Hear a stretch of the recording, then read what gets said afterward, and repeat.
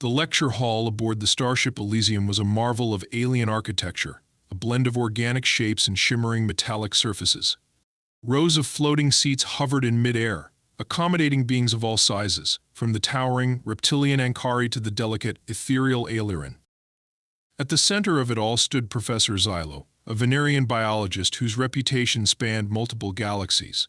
His silver-hued skin glistened under the soft, ambient lighting as his voice echoed confidently through the hall. Life, he began, his deep, resonant tone commanding attention, is a fragile phenomenon. It exists within an extremely narrow range of conditions: a stable atmosphere, moderate gravity, and temperatures that allow for liquid water. Without these, no species, no matter how evolved, can endure. He paused for dramatic effect, scanning the room with his multiple, crystalline eyes. The vacuum of space is the ultimate test. Absolute cold, zero pressure, endless radiation. Even the hardiest species cannot survive unaided. The audience, composed of students from across the Galactic Alliance, nodded in agreement. They came from worlds with wildly different ecosystems, but all understood the inherent fragility of life. The Venerian professor's assertions were widely accepted. His studies on extreme environments were considered definitive. Yet, amid the murmur of agreement, one voice stood out: a single, measured laugh. It came from a human seated near the back. Lieutenant Mary Carter, clad in the crisp navy uniform of the Terran Exploration Corps, leaned back in her chair, her arms crossed, and an amused smile playing on her lips. Her short, chestnut hair framed a face that bore the faint scars of numerous exploratory missions. She was not one to interrupt lectures lightly, but this was too tempting to ignore. Professor Xylo's gaze fixed on her, his translucent pupils narrowing. "You find my statement amusing, Lieutenant Carter?" he asked, his voice tinged with curiosity rather than annoyance. Mary straightened, her smile fading into a look of polite defiance. "Not amusing, Professor, just incomplete. You say no species can survive the vacuum of space, but I'd argue that humans have faced conditions just as extreme." A ripple of whispers spread through the hall. The alien students turned to one another, their expressions a mix of skepticism and intrigue. A few of them had encountered humans before, but most viewed the species as resourceful yet fragile, a paradoxical combination. Professor Xylo raised a segmented brow and gestured for silence. "An interesting claim," he said, folding his hands behind his back. "And what, pray tell, is this extreme environment your kind has conquered?" Mary's brown eyes sparkled with the challenge. "The Mariana Trench," she replied. "It's the deepest part of Earth's oceans, nearly 11 kilometers down. Down there, the pressure is over 1,000 times greater than at the surface.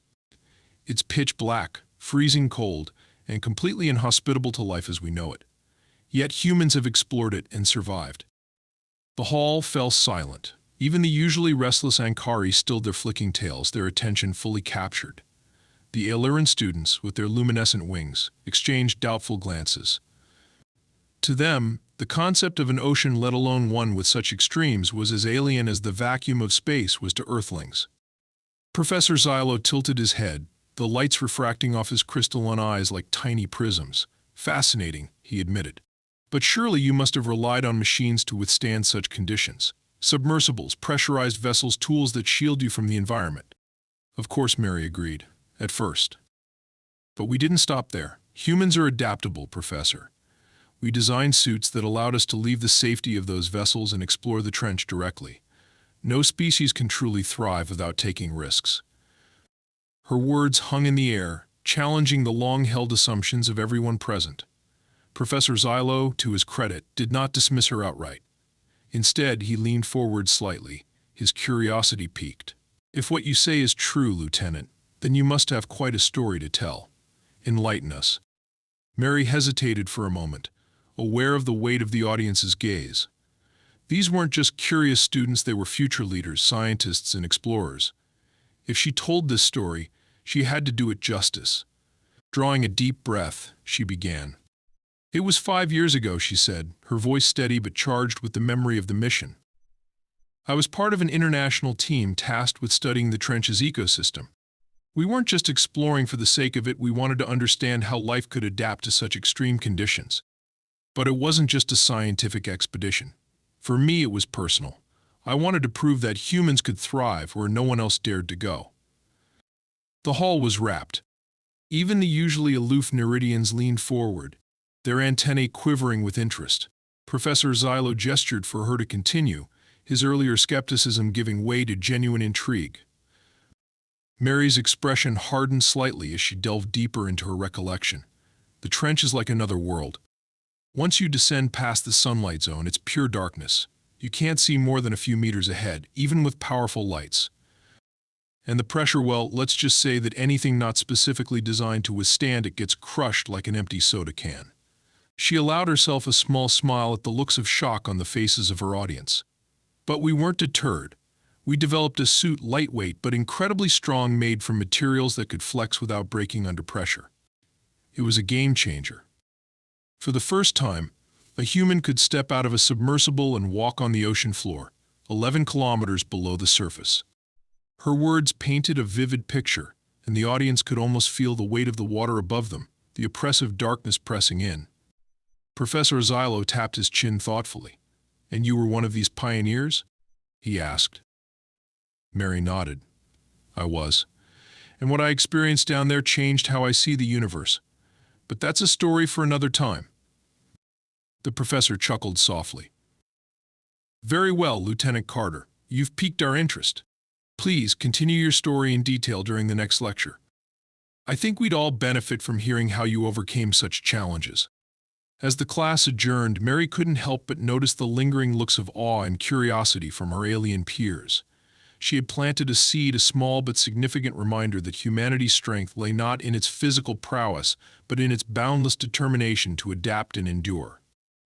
The journey to the Mariana Trench began long before Mary Carter ever set foot on the research vessel. Months of preparation, rigorous training, and meticulous engineering had gone into ensuring the mission's success. It was one of the most ambitious undertakings humanity had ever attempted, not only because of the trench's inhospitality, but because it symbolized humanity's unyielding desire to conquer the unknown. Mary stood on the deck of the Endeavour, the ship assigned to their expedition, as it cut through the waves of the Pacific Ocean. The air was thick with salt and anticipation. The crew was a mix of seasoned oceanographers, engineers, and biologists, all united by a shared sense of purpose. Though she had worked alongside some of the brightest minds in the field, she couldn't shake the weight of responsibility pressing on her shoulders. As one of the few selected to wear the experimental pressure suit, she wasn't just representing herself, she was carrying the hopes of her entire team. The suit, nicknamed the Abyssal Walker, was a marvel of engineering. Its sleek, metallic frame was coated in a specialized polymer that allowed it to flex under immense pressure. Embedded sensors monitor everything from oxygen levels to the slightest stress on its surface. Every joint, seal, and fiber had been tested repeatedly in simulated environments. Yet no simulation could truly replicate the trench's crushing depths. In the days leading up to the dive, Mary had spent hours familiarizing herself with the suit. She moved through mock trenches constructed in a high-pressure chamber aboard the ship, practicing how to navigate uneven terrain and handle equipment with the bulky gloves. Though the suit offered protection, it came with its own challenges. Every movement required careful calibration. A misstep could strain the joints or damage the seals. She knew that even the smallest mistake could be catastrophic. On the morning of the dive, the atmosphere aboard the Endeavour was electric. The sun rose over the horizon, casting a golden glow on the endless expanse of water. The team gathered in the main lab for a final briefing, their faces a mix of excitement and tension. Dr. Alara Kane, the mission's lead scientist, stood at the center, her sharp gaze sweeping over the assembled crew. "This is it," Alara began, her voice steady but filled with gravity. "Today we make history. But let me be clear, this mission is not without risk. The Mariana Trench doesn't forgive mistakes. Stick to the protocols we've drilled into you, and we'll come out of this with the data we've been dreaming of." "Lieutenant Carter," she said, turning to Mary, "you're the key to this mission. Are you ready?" Mary met Alara's gaze and nodded. "I'm ready." Moments later, she found herself seated inside the submersible Aegis, a compact, egg-shaped vessel designed to descend to the trench's deepest point.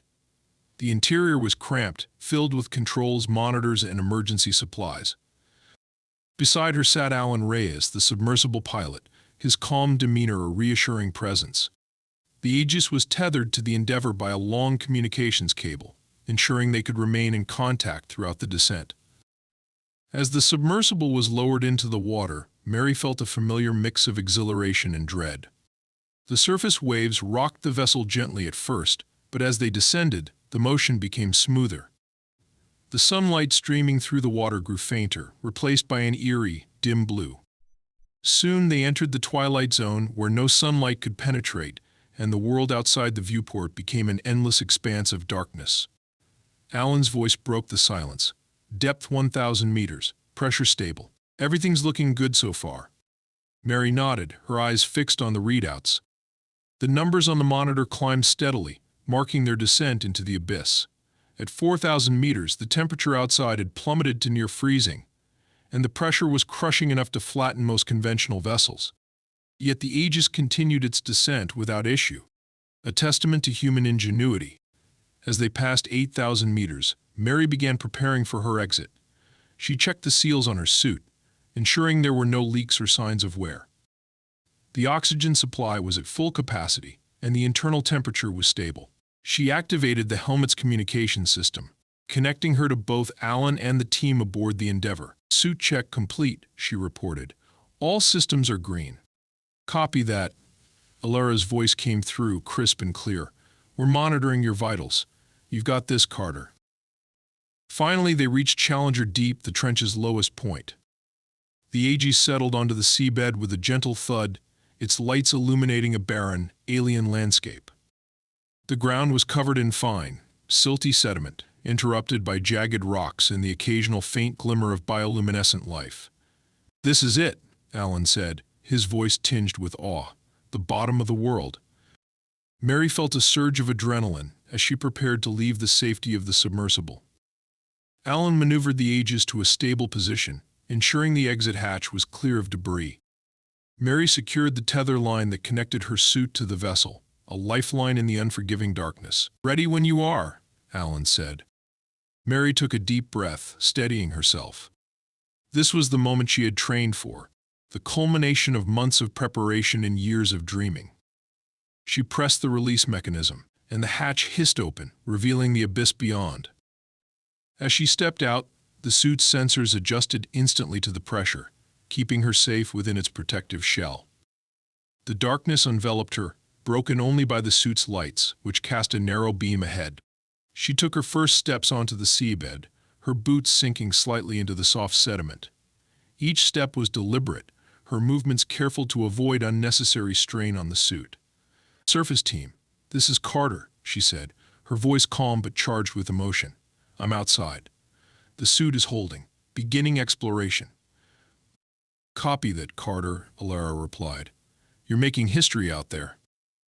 As Mary moved forward, she couldn't help but marvel at the silence. It was a silence so complete, so absolute, that it felt almost oppressive. Yet, in that silence, there was a strange beauty, a sense of being in a place untouched by time or life. This was a world where no human had ever walked before, and she was determined to make every step count. As Mary took her first tentative steps across the seabed, the suit's systems hummed softly, a reassuring reminder of the technology that stood between her and certain death. The tether connecting her to the submersible remained taut, its slight pull a constant anchor to safety. The light from her helmet illuminated only a narrow path ahead, casting eerie, elongated shadows on the uneven ground. It was a world utterly alien yet profoundly mesmerizing. The seabed was a mix of fine, silty sediment and jagged, volcanic rock formations. Occasionally, her boot would sink slightly into the soft ground, forcing her to adjust her balance carefully. The pressure outside was unfathomable enough to crush any conventional material instantly, yet within the suit, she felt none of it. Every step was deliberate, measured, ensuring no unnecessary strain was placed on the experimental joints or seals. "Carter, this is Endeavour," came Alara's voice through the comms. "Vitals are steady. How's the suit holding up?" "Stable," Mary replied, her voice steady despite the awe that threatened to overwhelm her. "All systems green. Visibility is limited, but I'm moving forward." Alan's voice chimed in from the submersible. "You're doing great. Remember, keep an eye on the tether length. Don't push it too far." "Copy that," she responded, her focus returning to the path ahead. As she moved deeper into the trench, the light from the submersible behind her faded into a dim glow. It was just her now, alone in the vast, crushing darkness. The silence was absolute, broken only by the rhythmic sound of her own breathing and the faint whir of the suit's life support systems. Despite the isolation, she felt an odd sense of calm. This was what she had trained for, what she had dreamed of, a chance to walk where no human had ever walked before. The terrain began to change as she ventured further. Large, jagged rocks jutted out from the seabed, their surfaces encrusted with strange, pale growths that seemed to shimmer faintly under her light. She stopped to examine one, crouching carefully to avoid overstraining the suit's joints. Her helmet's integrated scanner buzzed softly as it analyzed the sample. "Endeavor, I've found some kind of bioluminescent growth," she reported. "Sending data now." The scanner's readings flashed across her display, a complex array of proteins and enzymes designed to emit light in total darkness. It was a survival mechanism, a way for these organisms to attract prey or deter predators in an environment where every energy source was precious. "Got it," Ilara said. "Fascinating. This could have implications for energy-efficient lighting back on the surface. Keep collecting samples if you can." Mary carefully detached a small piece of the growth with the suit's sampling tool, sealing it in a container mounted on her arm. As she secured it, she noticed a faint movement in the corner of her vision, a flicker of motion against the darkness. She turned her head slowly, the helmet's light sweeping across the terrain. At first there was nothing, just the endless, barren expanse of the trench floor. Then she saw a creature, long and sinuous, gliding gracefully through the water. Its translucent body pulsed with soft, shifting colors, creating a hypnotic display of blues and greens.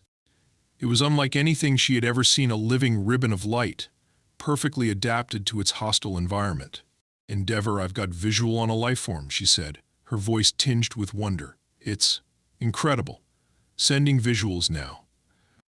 The camera embedded in her helmet transmitted the footage back to the surface team, where she could imagine Ilara and the others watching in awe. "Unbelievable," Ilara said after a moment. "That's a new species, Carter, completely undocumented. Keep observing, but don't approach too closely."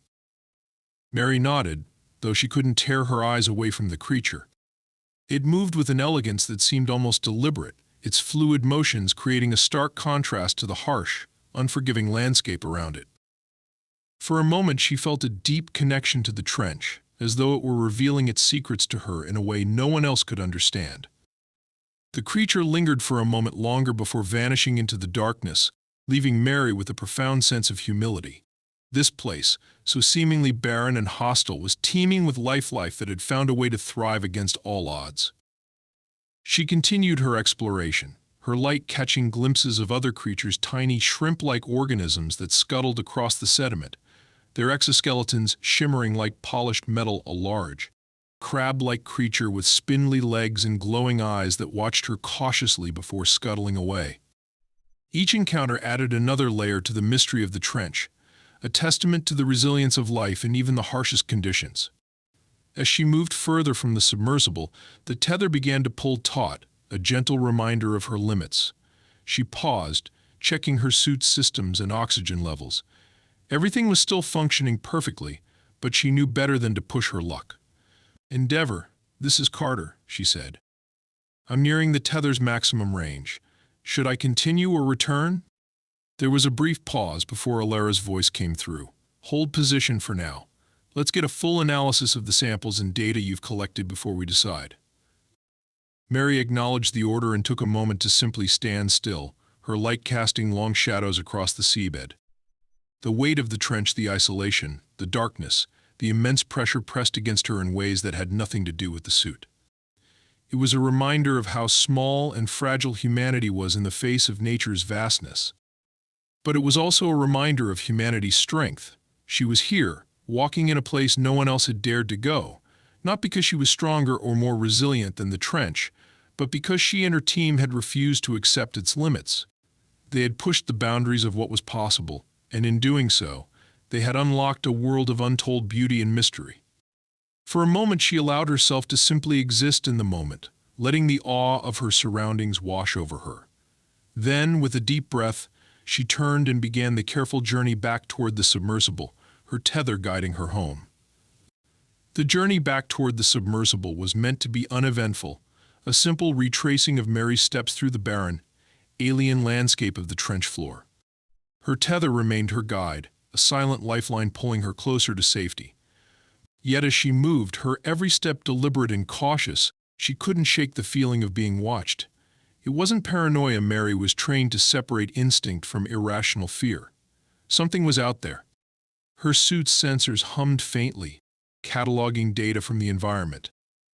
The helmet's heads-up display showed nothing unusual. The temperature remained just above freezing, the pressure outside was stable, and the oxygen supply was holding at optimal levels. Yet the prickling sensation on the back of her neck persisted, an inexplicable unease that sent her pulse racing. "Endeavor, this is Carter," she said, her voice calm despite the tension creeping into her chest. "Suit systems are reading normal, but I've got an odd feeling, like something's nearby." Alara's response came almost instantly, her voice steady but alert. "Acknowledged, Carter. We're monitoring your vitals and everything looks fine on our end. Could it be the aftereffects of adrenaline?" Mary considered the suggestion but shook her head, even though Alara couldn't see the gesture. "No, it's something else. It's like..." She trailed off, scanning the darkness ahead of her. The light from her helmet carved a narrow path through the void, illuminating rocks and sediment but nothing overtly threatening. "Like what, Carter?" Alara pressed. "Like I'm not alone down here," Mary finished. The words hung in the air, unsettling even to her. Alan's voice chimed in from the submersible, a hint of concern breaking through his usual composure. "You want me to reel you back in? We've got enough tether to pull you in manually if needed." Mary hesitated, torn between the safety of retreat and the nagging curiosity that had driven her to explore in the first place. "Not yet," she replied finally. "Let me investigate a bit further. I'll let you know if I need extraction." "Copy that," Alan said, though his tone suggested he wasn't entirely convinced. She continued forward, her every step slow and deliberate. The terrain shifted subtly as she moved. The seabed became rougher, with larger rock formations jutting out at odd angles. Her light caught strange patterns etched into the rocks, organic, almost as if carved by some intelligent force. She paused, crouching down to examine one of the patterns more closely. The lines were faint but unmistakably deliberate, spiraling outward in a way that defied the chaotic randomness of natural erosion. "Endeavor, I'm seeing something strange here," Mary reported, switching her helmet camera to focus mode. "The rock formations, there are markings on them. They look artificial." Alara's voice came through with a mix of excitement and caution. "Artificial? Are you saying they were made by something intelligent?" "That's what it looks like," Mary confirmed, sending visuals now. The silence on the other end of the line told her everything she needed to know. The team aboard the Endeavor was poring over the footage, likely debating its implications. Mary's pulse quickened as she waited for their response. She had expected to find life in the trench creatures adapted to the extreme environment, but this was something entirely different. If these markings were truly artificial, it meant there had been or still was intelligent life here. "Carter, this is incredible," Alara said finally. "The patterns don't match any known natural formations. It's too early to jump to conclusions, but this could be evidence of something unprecedented. Keep observing, but don't take unnecessary risks." "Understood," Mary replied, though her mind was already racing. What kind of life form could exist in such extreme conditions, let alone leave behind such intricate markings? She straightened and turned her light further down the trench. The terrain grew more uneven, with towering rock spires casting long, distorted shadows. The markings became more frequent, etched into nearly every surface she passed. They varied in size and complexity, some resembling simple spirals, while others formed elaborate, interlocking patterns that seemed to pulse faintly under her light. Her sensors picked up faint electromagnetic signals emanating from the rocks, but the readings were too weak to identify their source. Then she saw it. At first, it was just a flicker of movement at the edge of her vision, so brief that she almost dismissed it as a trick of the light.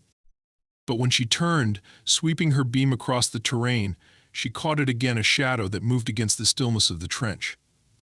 It was large, far larger than anything she had seen so far, and it moved with a deliberate grace that sent a chill down her spine. "Endeavor, I've got movement," she said, her voice lower now, almost instinctively quiet. "Something big, keeping my distance for now." "Can you identify it?" Elara asked, her tone sharpening. "Not yet," Mary replied, her light still searching the darkness. "It's staying just outside the beam, almost like it knows where I'm looking." Her fingers tightened around the sampling tool in her hand, the only thing resembling a weapon she had with her. She knew it was useless against anything truly threatening, but the weight of it in her grip was oddly comforting. Her breathing slowed as she focused, her training kicking in to keep her calm. The creature revealed itself gradually, stepping into the edge of her light. It was enormous, easily twice her height, with a body that seemed to ripple and shimmer like liquid metal. Its surface was covered in the same bioluminescent pattern she had seen on the rocks, as though it were camouflaged against its environment. Two glowing eyes, eerily human-like in their intensity, fixed on her with an intelligence that was impossible to ignore. Mary froze, her heart hammering in her chest. The creature didn't move closer, but it also didn't retreat. It stood there, watching her, its glowing patterns shifting in a way that felt deliberate, almost communicative. She raised her free hand slowly, a universal gesture of non-aggression. "Endeavor," she said softly, "I've made contact. It's sentient. I think it's trying to communicate." The silence on the other end of the comms was deafening. Then Elara's voice came through, calm but urgent. "Carter, do not engage. Back away slowly and return to the submersible. We don't know what it's capable of." But Mary couldn't move. Something in the creature's gaze held her there, a strange mix of fear and awe that rooted her to the spot. It tilted its head slightly, the movement almost curious, and the patterns on its body shifted again, forming what looked like a spiral identical to the ones etched into the rocks. Then, as suddenly as it had appeared, the creature turned and disappeared into the darkness, its bioluminescent glow fading until there was nothing left but the oppressive blackness of the trench. Mary exhaled a shaky breath she hadn't realized she'd been holding. "It's gone," she said, her voice barely above a whisper. "Carter, get back to the submersible. Now," Elara ordered. Without another word, Mary turned and began retracing her steps, her tether guiding her back toward the faint glow of the ages. But as she moved, her mind raced with questions. What was that creature? What were the markings on the rocks? And, most importantly, what had it been trying to tell her? The trench, it seemed, held secrets far greater than anyone had ever imagined. And for the first time, Mary wasn't sure if humanity was ready to uncover them. The glow of the aegis became a beacon in the darkness as Mary moved steadily toward it, her breathing measured but her heart still racing from the encounter. Every step brought her closer to the safety of the submersible, yet her mind was far from calm. The image of the creature, its intelligent eyes, its fluid movements, and the glowing patterns on its body played on a loop in her thoughts. She could still feel its gaze, a quiet intensity that was neither threatening nor entirely benign. "Endeavor, this is Carter," she said, her voice steady but tinged with exhaustion. "I'm almost back to the sub. No sign of the entity. Everything looks clear." Elara's voice responded instantly, a mixture of relief and urgency. "Understood, Carter. We've been monitoring your vitals. They've been spiking since you reported the encounter. Let's get you back aboard and debriefed as soon as possible." "Copy that," Mary replied, though her focus remained on her surroundings. The trench seemed eerily still now, the silence more oppressive than ever. She couldn't shake the feeling that the creature was still nearby, watching her retreat. When she reached the submersible, Alan's voice greeted her through the comms. "Tether secure. You're clear to re-enter. Take it slow, Carter." Mary nodded, though no one could see the gesture. She carefully maneuvered herself toward the hatch, her movements deliberate to avoid damaging the suit or the sub. The moment she stepped inside, the hatch sealed shut with a reassuring hiss, and the submersible's internal pressure equalized. Alan turned in his seat, his expression one of palpable relief. "Welcome back," he said, his tone lighter now. "You had us all on edge for a while there." Mary began the laborious process of removing the suit, her body aching from the tension and the strain of navigating the trench. It wasn't exactly a smooth stroll, she admitted, her voice muffled as she pulled off the helmet. "But I'm here. But I'm here." Once free of the suit, she sank into one of the sub's narrow seats, exhaling deeply. Alan handed her a bottle of water, which she accepted gratefully. The silence between them was heavy, filled with unspoken questions. Finally, Alan broke it. "So, what was it?" Mary took a long sip of water before answering. "I don't know," she said honestly. "It wasn't like anything I've ever seen. Intelligent, for sure. The way it moved, the way it looked at me, it wasn't just reacting. It was thinking." Alan frowned, his brow furrowing as he processed her words. "Do you think it was hostile?" "No," Mary replied without hesitation. "If it wanted to harm me, it had plenty of chances. It stayed just out of reach, like it was studying me as much as I was studying it." Before Alan could respond, Alara's voice came through the comms. "Carter, Reyes, we're bringing you up. Prepare for retrieval." The ascent began smoothly, the submersible's thrusters pushing them upward through the water column. Mary stared out the small viewport, watching the darkness slowly give way to a faint, murky light as they climbed higher. The tension in her chest began to ease, replaced by a growing sense of accomplishment.